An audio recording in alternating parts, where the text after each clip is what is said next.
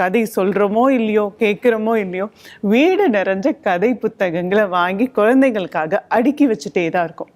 அப்போ எல்லா பெற்றோர்களும் என்கிட்ட கேட்குறது என்னென்னா, மேடம் நான் நிறைய புக்ஸ் வாங்கிட்டேன் மேடம், எல்லா கதை புக்கையும் நான் என் குழந்தைக்கு படித்து கொடுக்குறேன் மேடம், ஆனால் அவன் நான் சொல்கிறத கேட்குறதே இல்லை, என் கூட நிற்கிறதும் இல்லை அப்படின்றது தான். நீங்களும் அதே கேள்வியை தானே கேட்குறீங்க?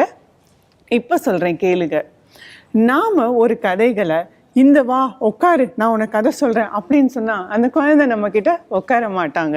ஏன் அப்படின்னா, நம்மளோட காலத்தில் கொஞ்சம் பின்னோக்கி போங்களேன், நாம் எல்லாரும் கதை கேட்டது எப்படி?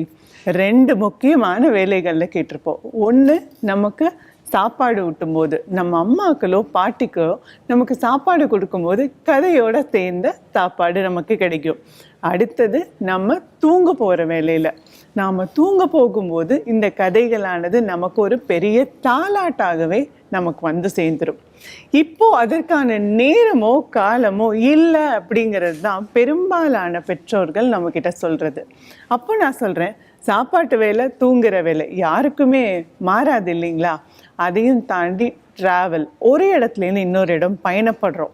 அப்போது அந்த குழந்தைகளுக்கு நாம் சொல்லலாம் இல்லையா, ஏதோ ஒரு இடத்துக்கு போகும்போது, உனக்கு தெரியுமா இன்னைக்கு என்ன ஆச்சுன்னு அப்படின்னு அந்த கதையை ஆரம்பிக்கலாம்.